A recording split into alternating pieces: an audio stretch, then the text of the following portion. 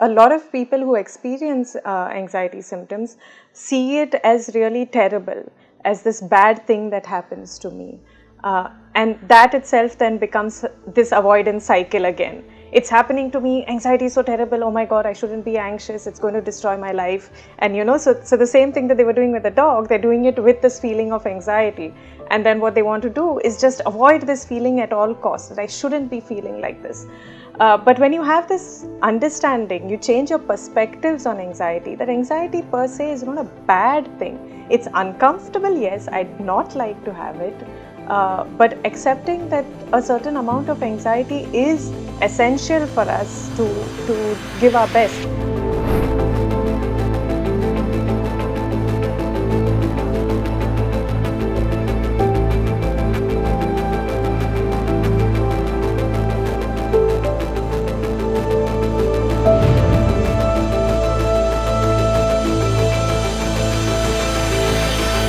Hey everybody, welcome to the podcast. Very happy that you're here yet again. So today, very interestingly, I want to talk about something very, very important to everybody. Anxiety, right? So it feels bad. It's of course something that all of us feel in different capacities. But one of the things, right, that I wanted to talk about on today's podcast is that among the various things that people Googled during the pandemic, one of the key things that people were looking out for was anxiety, panic attacks, and a combination of those two. So clearly we are all feeling it in some capacity or the other, and I thought it's important to take a look at it. So on episode 2 is Miriam Sequeira, somebody who's done tremendous amount of work in the local communities here in Goa, working with various NGOs, and she speaks to a lot of young people in part of her practice, and a lot of the complaints and the problems that young people come with is something we discuss on the podcast today. The all or nothing attitude that we have as a generation, how we want things to be a certain way, how we want them to pan out a certain way, and when they don't happen, the anxiety that comes to us, among other things. Of course, we touched about the pandemic and everything that it's brought to us, including anxiety. But there's a lot to this conversation today, and there are a couple of coping mechanisms you can understand. There are a couple of behavioral patterns that you can understand that are common to me, to everybody that's here today, and to everybody that will watch and listen to this.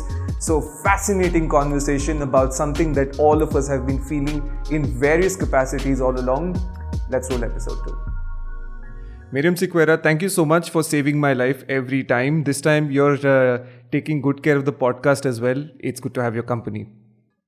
Lovely to be here, Sumedh. Always lovely to speak with you. Thanks for having me on.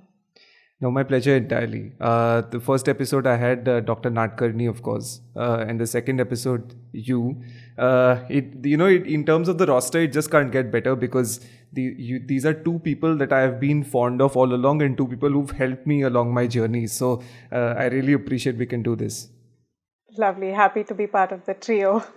Excellent. Wow, there's a trio now. I'm very happy to know. Of course, in the last year and a half, it's been quite intense for everybody on the front line. How's it been like that for you? Has it been the same? Yes, extremely hectic because, of course, the pandemic had its toll on people mentally as well, on their emotions, on their feelings, and circumstances changed so drastically. So we did see a spike in the number of clients we were seeing at the Sangat clinic, but just generally all of our well-being has been hit as well. At the same time, they're managing the surge in the caseload. So many people absolutely needing help. And me personally, I was struggling to manage that, saying no to certain people or maybe keeping people waiting. There was a waiting list which we've not had before the way we did during this pandemic. So some people, even though they were asking for help, were able to see a therapist only maybe after a couple of weeks. So that was hectic, and of course over and above that we were also part of this, so managing our own personal circumstances without childcare, trying to keep the ball rolling and get work done was challenging as well. So for me personally it has been extremely challenging, but I'm glad to have had the support that I do have at Sangat, which has made it slightly easier than it is for others. Yeah, it's certainly a revelation. I think when everybody watches this or hears this, they'll realize that very powerful thing that you said, which is about the waiting list for people to see, to see psychiatrists, psychologists, even small scale interventions. That is something that we haven't seen before, like you said. And that coincides with something that I read lately as well. So a Lancet report came out, which is the first study about mental health during the pandemic. And it says that in India specifically, 35% rise in anxiety, depression was reported during the pandemic. So a 35% rise is a big rise. Let's talk about the nature of anxiety. Why does it manifest? Why does something like this innately happen to us, or why do we feel this way? Sure. Interesting question. And on this, there is a lot of research about this, right? About these, not just anxiety, but all negative emotions. Why do we experience them? What's the functionality of them? And if you see, taking anxiety as an example, there is a certain positive function. And some people have described this through an evolutionary perspective. When our forefathers were hunters and they saw this threat, this very real threat.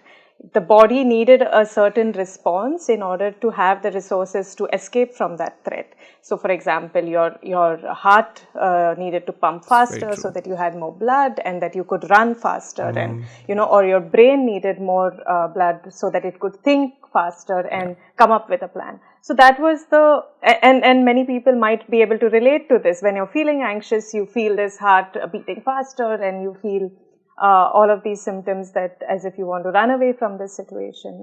You have difficulty breathing, you feel lightheaded. And so that is what we continue to experience today. But only the difference is that right now anxiety manifests in situations that need not be a real threat. So it's a perceived threat sometimes. And in most cases, when a person has an anxiety disorder, it is when someone thinks that what they are seeing is a threat. For example, you mentioned panic attacks earlier. Yeah. So everyone around the person is unable to see what is the real threat, but it's just one person in that circumstance experiencing this anxiety attack, this panic attack, right? Because that person is experiencing their outer world through certain filters. Let's take an example. When I see dogs, I feel my heart racing. I, can't breathe properly. I feel something's happening to me, like as if I'm going to get a heart attack. I feel lightheaded. I feel my palms are sweating. Why is that happening? Because it doesn't happen to everyone. Not everyone who sees a dog experiences that. So the seeing the dog is the experience.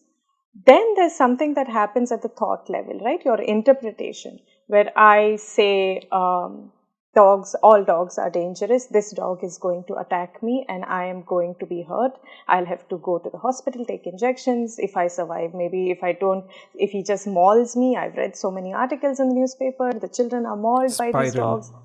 Yes. And so that's the filter of that particular person, right? Yeah. And that's the thought that dogs are equal to a real threat. They can kill me. And it's not accurate because that's not the case with all dogs. Yes, of course, sometimes it happens. There are certain circumstances, but then that's the thought through which a person experiences the event. Yep. And because of that, then the person chooses a behavior, which is, oh my God, there is a real threat here. If I don't run away right now, I'm going to be attacked. And so the person chooses to run away or avoid that situation, and the person is saved. And so what happens in the brain, a certain center of the brain, this solidified that this particular thing causes anxiety. Yeah. It is dangerous. It's a real threat. The only reason you survived is because you escaped from there. And therefore, you need to, every time you face this situation, you need to do the same thing and escape. That's how you'll be safe. So the function that anxiety is serving here is preserving you, which is a function, a sort of natural, yes, that all of us need, which is self-preservation. But it's only here faulty in the sense is that it's presenting a threat that doesn't really exist, and therefore people end up missing out on a lot of life that they otherwise wouldn't want to miss out on. So that's the way the anxiety cycle, the way it functions, and the purpose that it serves is trying to protect you from danger, from harm. It's very interesting because I believe every time people think about mental health or mental well-being, obviously illnesses are a big part of it, but to be viewing the impulse that you get in a light for in a positive light, essentially that there is a positive side to it and it is something that you can work towards, that is rare, and so this insight is very valuable. It's important and it's part of overcoming anxiety, right? Because a lot of people who experience anxiety symptoms see it as really terrible, as this bad thing that happens to me. And that itself then becomes this avoidance cycle again. It's happening to me, anxiety is so terrible, oh my God, I shouldn't be anxious, it's going to destroy my life. And so the same thing that they were doing with the dog, they're doing it with this feeling of anxiety. And then what they want to do is just avoid this feeling at all costs, that I shouldn't be feeling like this. But when you have this understanding, you change your perspectives on anxiety, that anxiety per se is not a bad thing. It's uncomfortable, yes, I'd not like to have it. But accepting that a certain amount of anxiety is essential for us to give our best. I'm sure a lot of your listeners are already familiar with this concept of eustress, that a certain amount of stress is good because it helps us give our best. So, that heart rate pumping before the race begins while you're hearing the countdown, or that little bit of anxiety before the exam that makes you then sit to study. You've been procrastinating for so long, but finally you get to study. That sounds familiar. So that little, sorry? I said that sounds familiar. Yeah. For all of us. So yes, so that little bit of anxiety is good. And so for people battling, anxiety, it's also important to have this change in perspective, that it's not something bad. It's got a function, a useful function. It's just a question of now learning how to be comfortable with a little bit of anxiety. It's not going to go away completely. And the reason being, as I just explained, because it serves a function. Yeah. And learning to be comfortable with that would be a starting step to recovery, right? To living life, meeting your goals with your anxiety. And so that's why I think that is where people need to first start with, changing their perspectives on anxiety, that it's not all bad. This is huge. And I'll tell you what, the purpose of starting this podcast is also the same. There's a lot of information out there talking about this is anxiety, this is stress, this is bad for you, this is how you cope, right? But there's such an objective way of looking at this, where you can look at it and say, listen, all of this is not bad, right? I honestly feel that we are in a space where stress is being perceived as all bad. We're looking at stress as all bad. We're looking to avoid all kinds of stress and trying to live a life where we are not exposed to any. And I think our generation, my generation, is guilty of this, is extremely guilty of this. What do you think about that? Do you see that happening where we're looking to avoid any and all kinds of stress today? Yeah, absolutely, Sumedh. And in fact, that what you just described is a kind of cognitive distortion, what we call, to use technical terms, where, people think on the extremes, that in order for you to have a healthy life, a happy life, you have to have completely positive thoughts. And therefore, a lot of people actually with good intentions would, send people these motivational messages to every morning, the good morning messages, to start your day on this positive note, think positive all the time, and that what that does is then it provides no place for a spectrum of emotions or a spectrum of experiences, saying that, life is a mixed bag of different kinds of emotions, and it's all right to feel anxious sometimes. In fact, to go even a step further to what I was saying earlier, that people view anxiety as bad and you absolutely shouldn't experience it. When someone experiences anxiety, it also indicates that something matters to you, right? And that's what your anxiety is telling you. I value this so much that I would like it to be absolutely perfect. And the fact, so it's telling you that that's important to you. And so choosing in that moment to see anxiety as not entirely something that, is terrible, but is functional. And yes, you're absolutely right that this is what our current society is doing, that it has to be black and white, what we call that. If you are happy, So true. everything, life has to be good. You should not experience anxiety. But it's possible to have a purposeful life where you're happy most of the time, with certain days that are anxiety provoking, because you care about things and you'd like for those things to go well. Yeah. Interesting. Where do we start? So that is my next thing. Where do we start? So if somebody's listening to this or watching this, and they feel like this is something that they do, they can relate to this. They're in this space where they're trying to avoid any and all kinds of stress, where they feel like this is a concept that they relate with. They feel like, okay, some amounts of stress is good.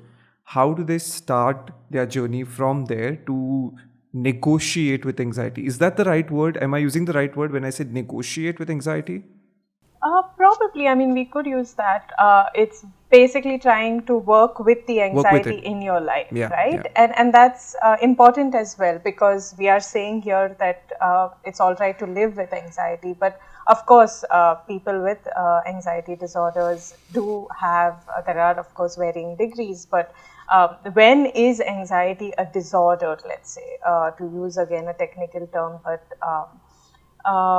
it is when it affects your functionality, right? And when you're avoiding things. So, for example, I'd like to get a PhD, but I'm so anxious about the work that's involved. I have a cognitive distortion.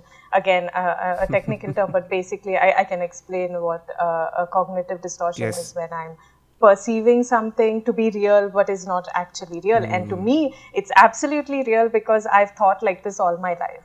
And so cognitive distortions are a bit difficult to identify, and therefore it's useful to either write them down or the way you're thinking, which is why a lot of therapists say write down your thoughts, because then in therapy you can identify, is this real, or is there a cognitive distortion here?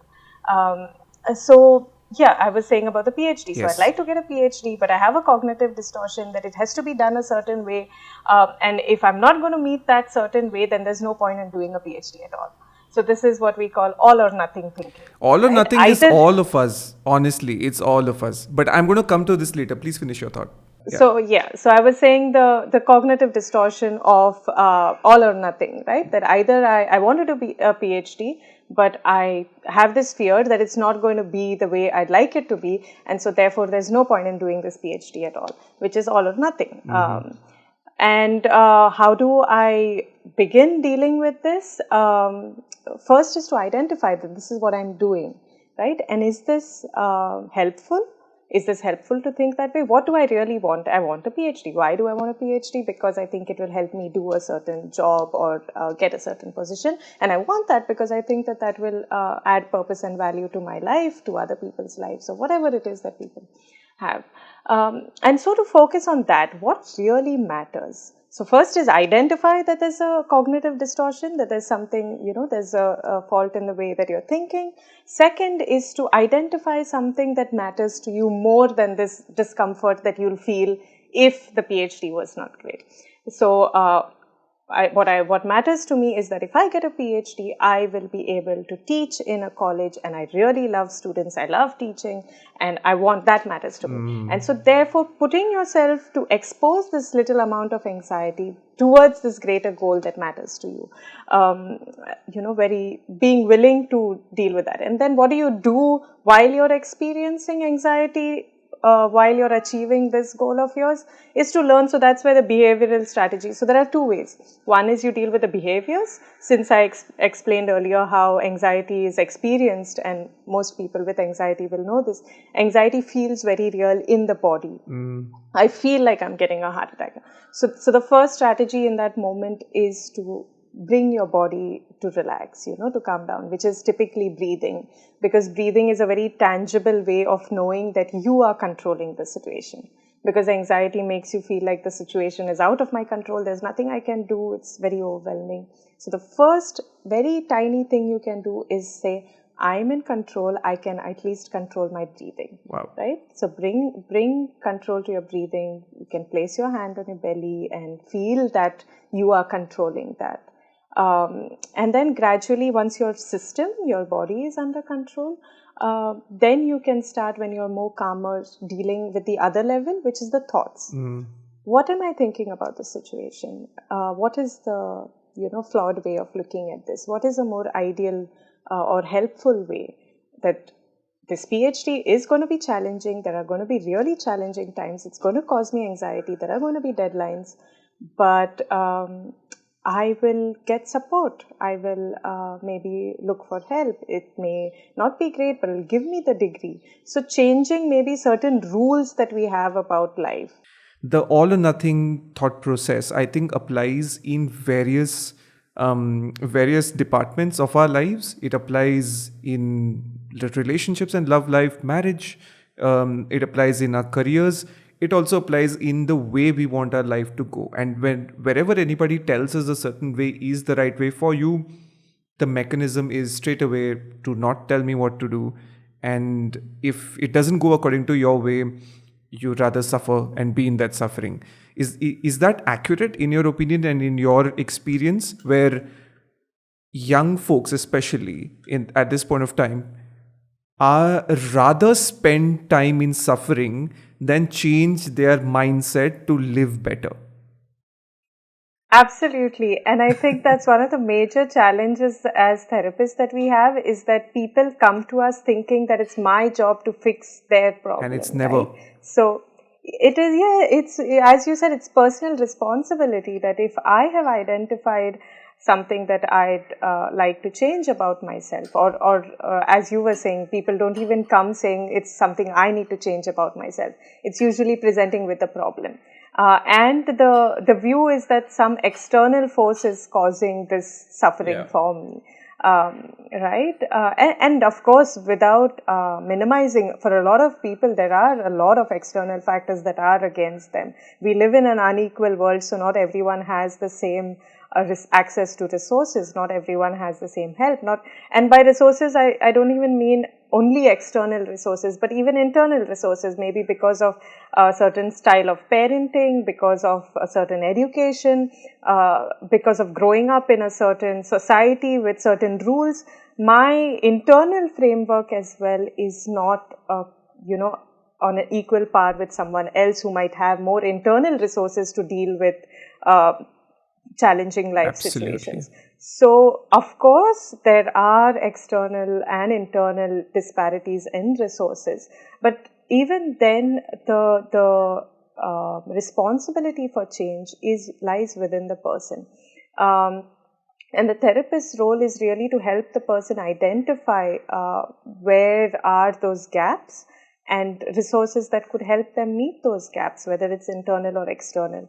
So someone who needs a lot of external support, identifying that it may not be up to the person to deal with all their problems on their own, but identifying who's the support system that could help, where could I get this external help. But you're right in the sense that a lot of the generation today, and that's of course an overgeneralization, which by the way is also another cognitive distortion.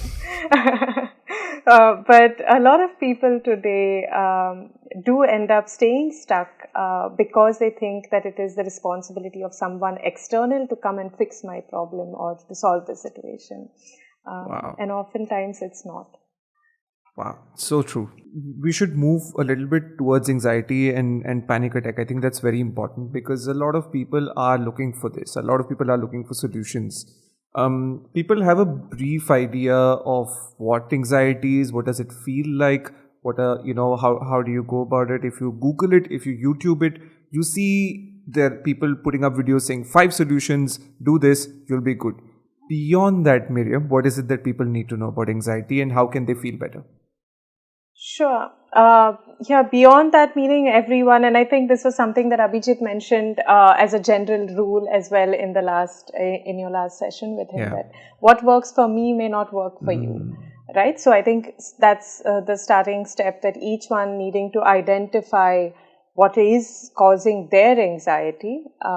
like I said earlier, about the cognitive distortions, identify what is happening here. And this is typically difficult to do just at the thought level. So writing down is extremely important. Write down your exact thoughts that you had before you started feeling the anxiety symptoms. And then trying to identify to see, is this all or nothing thinking? Am I overgeneralizing? So by overgeneralizing, that means that I had this one bad incident, or maybe 2 or 3 with this particular person or in this particular situation, and then saying all people of this type or this particular. So I had a bad example, say with an executive who's got an MBA, and I say all MBA people are terrible, so that's an overgeneralizing. So identifying really what is my cognitive distortion here that is causing me anxiety, and then trying to see what, like I said, what matters to you. And why it matters. So why do I want this anxiety to stop? If this anxiety stopped, what would I achieve? Right? So that's the thing, that what matters. That's what anxiety is preventing you from doing.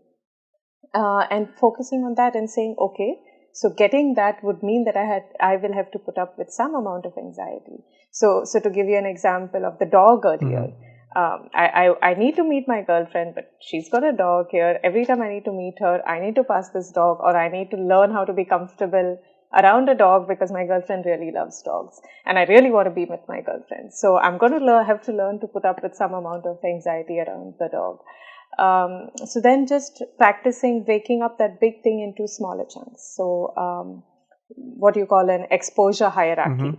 Right? So writing down what is this hierarchy. So if I just hear the word dog, I get anxious. And maybe on a scale of 1 to 10, where 10 is extremely anxious and 1 is nothing at all, I may have, say, 2. And if I see a picture of a dog, I may have 4. So building up all the way like this until, what is the most anxious, and then putting yourself to, face that anxiety. And as you said, how to do that, there are a whole ton of things, that you can find online about grounding exercises, about behavioral strategies, other behavioral strategies. So I won't get into that, but I would like to highlight one thing that definitely worsens anxiety is saying that I will expose myself to this until I'm anxious, right? So you're giving yourself an option to cop out as soon as you begin that discomfort. Instead, you have to say that I will be in this situation until I feel my anxiety reducing in half. You remember the earlier thing I said about how our brain gets the message that by avoiding the situation, that's what caused my anxiety to drop. So we need to break that cycle within our brain, that learning. And the way to do that is to be in the anxiety-provoking situation, doing the breathing exercises, and allowing ourselves to feel a decrease in the intensity of the anxiety. And that's slowly over time going to teach us that we can get this under our control, and it's all right. I'm not going to die or experience the kind of catastrophe that I'm imagining. And so that's, I think, one of the key things to remember while doing all of this. Don't give yourself the option that I will expose myself until I'm anxious. The minute I'm anxious, I will run away.